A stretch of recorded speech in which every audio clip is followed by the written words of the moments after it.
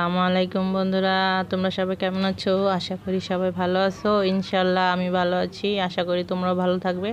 তো আজকে পাস্তা রান্না করব, তাই তোমাদের সাথে শেয়ার করছি।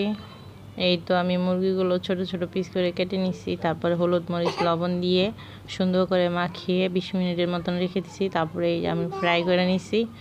ফ্রাই করে নিয়ে এটার ভিতরে এই তেল গরমই ছিল, এটার ভিতরে আমি টমেটো কুচি, আলু, পেঁয়াজ কুচি, কাঁচামরিচ কুচি দিয়ে দিছি। দিয়ে হালকা করে ভেজে তারপরে আমি যে ক্যাপসিকামগুলো দিয়ে দিছি। অবশ্য কে কে পাস্তা খাইতে ভালোবাসো, আগে আমি ভালোবাসতাম না, তো একবার খাইছি, পরে মজা লাগছে। তারপরে আমি রেগুলারই খাই, কয়েকদিন পর পরই খাওয়া হয়। এই যে একটা ডিম ভেঙে দিয়ে দিছি। আমি আর আলাদা কড়াই নষ্ট করলাম না, একটার ভিতরেই কামচুরা যাকে বলে, আমি একটার ভিতরে সবগুলো করে নিলাম। এই তো মশলাগুলো দিয়ে দিছি, চিকেন ভাজাগুলো দিয়ে দিছি। এই তো ফাইনাল লুক। কেমন লাগছে অবশ্যই তোমরা কমেন্টে জানাবা। আল্লাহ হাফেজ।